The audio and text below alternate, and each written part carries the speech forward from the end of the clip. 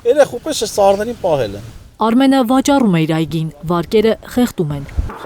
Մայիսի 14-ին վրա հասած ավերիչ կարկուտը ոչնչացրել են Ալբանդյանի բնակիչների այգիները։ Տեսա գրած էր, վաճառվում է։ Հանել է վաճառքի, որին վարկը չեմ կարա փակեմ։ Շուկան 40 դրամով է ընդունում ծիրանը, անգամ քաղելը ինքնարժեքից թանկ է նստում գյուղացիների վրա։ Մի ամբողջ գյուղ է անելանելի վիճակում։ Էկոնոմիկայի նախարարությունը խոստացել էր օգնել, բայց Նալբանդյանում համոզված են, դա զուտ իրենց բերանը փակելու համար էր։ Ծիրանը 40 դրամ։ Ֆորել չի գալիս թե որտեղ իմանա որ կարկուտը խփազաստը մեր մարզ արմավիրի Նալբանդյան գյուղը, չգիտեմ կարող ուրիշ գյուղեր կա որ չի խփետանում են, բայց դա մեր գյուղի չեն տանում։ Այն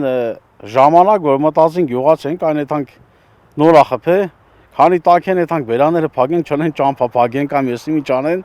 Աջակցությունը այդպես էլ չստացած գյուղացիներին նյարդայնացնում է էկոնոմիկայի նախարարի ֆեյսբուքյան ժամ առ ժամ թարմացող գրառումները, թե հունիսի 1-ից մինչև 24-ը ծիրանով բեռնված 598 մեքենա է հասել Ռուսաստան։ Չեն հասկանում, թե ինչպես է դա հնարավոր, եթե իրենց ծանոթներից շատերի ապրանքը հետ են ուղարկել բեռնատարներով։ Օրինակ ինչի չեն հրապարակում, ինչքան բեռնատարա հետ եկել, այդ թվերը ուր են։ Իմ տեղեկություններով 100-ից ավել բեռնատար մենակ մի քանի օր առաջ չի կարողացել հատել վրաց-ռուսական սահմանը։ ԱԺ պատգամավոր Գառնիկ Դանիելյանը պնդում է, չկա ոչ մի լուրջ վերլուծություն։ Էկոնոմիկայի նախարարությունը թոզ է փչում մարդկանց աչքերին։ Հետ կապված Ստվերում մնացած հարցերից եւ ոչ մեկը չի բարձրաձայնում Պապոյանը։ Օրինակ, ինչու են փաստի առաջ կանգնած գյուղացիների բերքը ջրի գնով ընդունում, հետո սահմանից հետ ուղարկում հարյուրավոր բեռնատարներ։ Այս նախարարությունը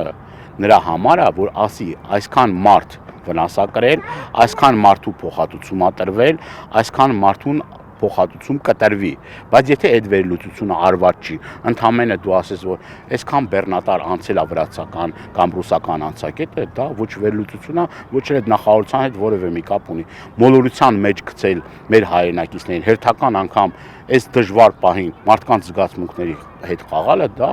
ճիշտ չի։ Նալբանդյանում հիասթափությունն իշխանությունից այնքան խորն է, որ մարդիկ բաց տեքստով ասում են, առաջիկա 2026 թվականի ընտրություններին իշխող ուժն այստեղ ձայն չի ստանա։ Մյուս տարի ընտրություններն պետք է գա։ Չկա ասի, դու կարկուտի հարցեր կլուծենք, դրա հարցներ կլուծենք, բայց սա հարցը որ չեն լուծի, ասենք։ Մյուս տարի մենք ցենք կտանք իրան։ Ո՞նց կտանք ցեն, ասենք ինքը մյուս տարի պիտի հասնի, չի հասնի։ Ինքս անես չի որ քաղաքացին իրան ցեն տալ, քաղաքից երևի 10%-ն են իրան ցեն տալի։ Սա ռայոններն են իրան ցեն տվողը։ Զարուհի Սահակյան, Աշոտ Մնոյան, Եվան Ղանդիլյան, Հայլուր։